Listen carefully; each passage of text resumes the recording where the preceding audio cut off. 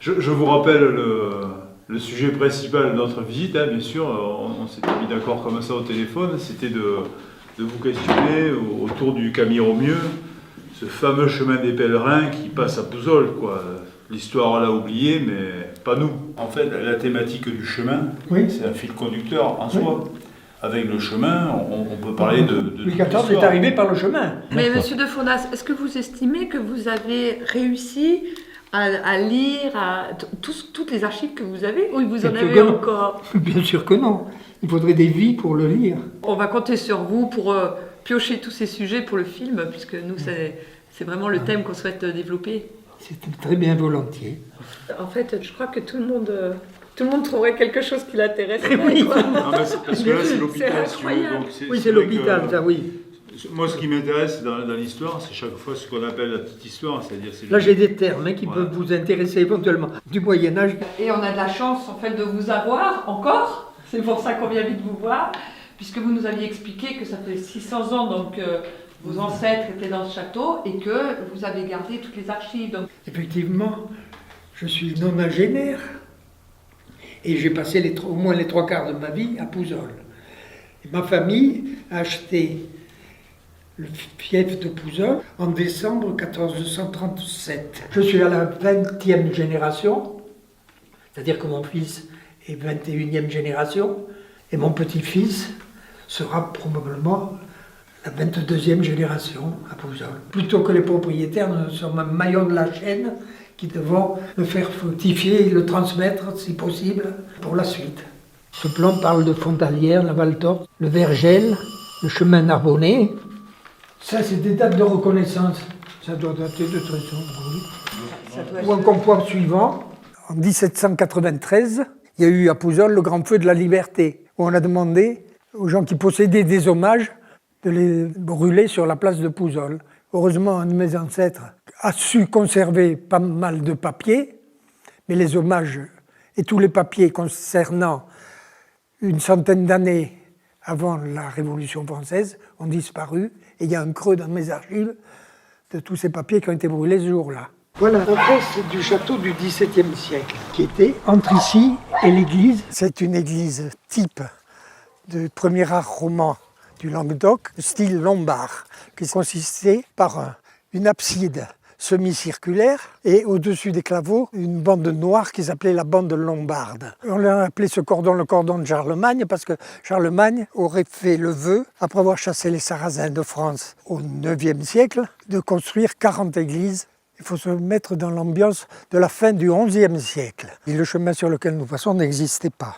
Il s'est construit un village à Sanctus Saturninus, appartenant à la famille de Pépieux. Je vais vous montrer l'entrée du village de Sanctus Saturninus. C'était à 2 mètres en dessous, là. Voilà, c'était à la hauteur du village. Ça. C'était nivelé pour faire une vigne à l'époque. Sur le monticule actuel du village de Pouzzoles, il n'y avait rien. Le seul accès, c'était ici, ce chemin-là, qui allait rejoindre le chemin très important, probablement construit à l'époque romaine. On le voit sur ces plans que je vous ai sortis, qui allait d'Olonzac à Maillac, au niveau de ce grand pin, et rejoignait le chemin Romieux à la pierre plantée. Alors pour protéger, ici on avait construit une tour de guet pour jeter un coup d'œil sur l'envahisseur éventuel par là. Le village de Saint-Saturnin est assez facile à fixer. Il date de la fin du 11e, les dernières années du 11e, jusqu'à 1210. Il n'y a même plus les pierres, parce que les gens ont pris les pierres pour aller construire la maison là-bas, en sécurité. À ce pin parasol, là-bas, il y a un lieu qui a été occupé par les Romains. Ils avaient fait une adduction d'eau dans un grand bassin qu'on a appelé la source des Cascals. Les Visigoths l'ont occupé pendant quelque temps, puisqu'il y a au moins les restes d'un cimetière wisigoth au bout de cette vigne-là. Et là, on dit qu'il y avait une villa romaine derrière ces petits arbres. Vers 1930, on a trouvé toujours les ruines, le jour où on a travaillé pour planter la vigne. Le puits d'Amont était alimenté en réalité par la source de cette vallée de la Bouissède. Il y a une canalisation qui prenait ce chemin-là, qui amenait l'eau ici. En défonçant à droite, là, soit à gauche, on l'a retrouvé en poterie.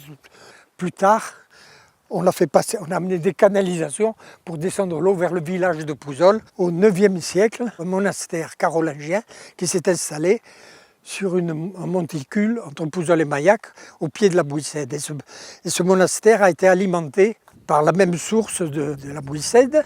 Les moines de San Fabeu, puisque ça c'est son nom, avaient des dépendances à l'époque de Jérôme Pépieux, dans ces quartiers-ci, qui s'appelait la ferme de Bedos, qui était par là, et qui utilisait ce puits, justement ce puits, et c'était toujours le ruisseau, la source de la Bouissède qui alimentait ça à Pouzol. Tant qu'on portait l'eau sur le dos, ça suffisait tout juste, mais vous comprenez, quand on devait descendre l'eau sur la tête ou sur le dos, mais le jour où on y met une pompe, on a essayé, ma génération a essayé, mais non.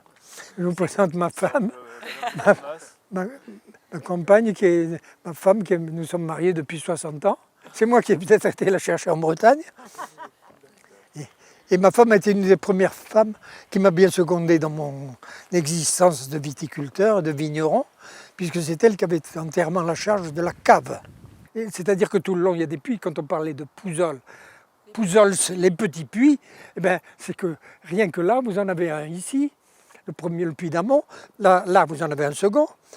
Sur la propriété, il y a des citernes, et puis 2 puits dans l'exploitation, là, un peu plus loin. Puis après ça, le puits d'aval. Ce qui fait que l'eau ne se perdait jamais, quoi. On récupérait l'eau. Savez-vous ce que veut dire cette bande à moitié hauteur, là? Ça veut dire que c'était un bien noble. L'église était un bien noble aussi. Ici, vous avez une vue sur l'exploitation qui a été construite en 1650, en même temps que le château de la tour que nous avons vu tout à l'heure. Chemin Roubieux, voilà. Le ruisseau de la Balmagne, il le passait à Gué. Vous voyez, voilà. Vous voyez, on récupérait ce chemin pour passer à Gué, là. Compostelle est vers ici, vers l'ouest, et Rome est vers l'est. Mais l'ancien chemin Roumeuse, c'est ça, là-bas. Il traversait le bois, et on le retrouvait, qui croisait notre route moderne, au col. Moi, à mon avis, c'était là qu'il passait, en bas de la partie communale qui est boisée, et la vigne qui ne l'est pas. C'est-à-dire que là-bas, ça repassait un col qui était au pain parasol, là, parce que la pierre plantée, elle était en droite ligne à ce pain parasol. C'est un point important, quoi, voilà, sur le chemin Roubieux. Alors là, il faut ignorer la route actuelle qui est moderne. Si on vous raconte la légende, c'est le camp long, c'est ça. Les armées de Charlemagne étaient là-dessus. La ferme de la gare de Roland est juste derrière cette montagne noire, là, hein, vous voyez, parce qu'il passait en bas de la montagne noire, le chemin Roubieux, puisqu'on parle de lui. Pourquoi ça s'appelle la gare de Roland? Sur les papiers qu'on a vus là, hein. Ouais. C'est marqué. Ils ont oublié de le répertorier comme ça, quoi. Ah bon, peut-être qu'ils ont raccourci, oui. Parce qu'ils ne savaient pas qui était Roland. Voilà le niveau, ça je l'ai connu toute ma jeunesse. Ici, on avait les pieds dans l'eau toute l'année. Il y avait des pierres qui... Tiens, oh, il en a laissé une. Tiens, ils en ont gardé une. On traversait sur ces pierres ici, venez vers moi. Là, vous la voyez? Ben là, il y avait une pierre tous les mètres. Là, on escaladait ça pour aller vers là-haut, hein. Et tout ça, ça a été rechargé à ce moment-là. Mais c'est là le bon passage, la Bégude. Là, ils montaient et on payait là. Sinon, il y en a qui auraient triché. Le 3 de l'Eude. Je crois qu'on payait au Coq d'Or. Ben, celui qui allait loin, il payait. Le vin qui allait à Bordeaux, ben, il payait. Vous vous rendez compte à tous les ruisseaux, les monastères qui avaient acheté le terrain. Et ça rentrait. De temps en temps, on renouvelait les tenanciers, là, parce qu'il y en a qui faisaient plus ou moins bien leur travail. Il arrive un jour, on les fichait en l'air quand ils ne récupéraient pas assez d'argent, puis on en mettait un autre à la place. Mais je crois que, moi, à mon avis, les droits étaient touchés dans l'hôtellerie, hein, qui appartenait à la famille de Latenay, je vous l'ai dit, pendant des siècles. Ils avaient des moyens parce qu'ils avaient des terres dans tout Pouzol et ils habitaient au fort. À mon avis, ça passait là-bas, puisque ça allait rejoindre Loussalette, cette fameuse maison. Là, c'en était un qui appartenait à Pourret. C'est celui-là qui s'appelait le Lion d'Or. Vous voyez qu'il y a un rond, le cheval était, le bancard à la suite derrière, on lui bandait les yeux et on lui disait, ça faisait tourner une noria qui allait chercher de l'eau dans des baquets. Et ça prenait cette espèce de ruisseau dont il parle. Les Pouzolais et les Maillacois, ça n'a pas collé, quoi. Ils étaient trop près l'un de l'autre. Ouais. Et pour la chasse, vous comprenez que c'est la faute de la chasse, ça d'ailleurs. Hein. Ouais. Le lapin qui partait de Pouzol et qui allait se faire tuer au gué de Maillac, là-bas. Mais... Et voilà. Alors là, on était brouillés pour la vie. Tu m'as tué un lapin. Et... Ouais, pour un lapin, ouais. Hein? Et oui.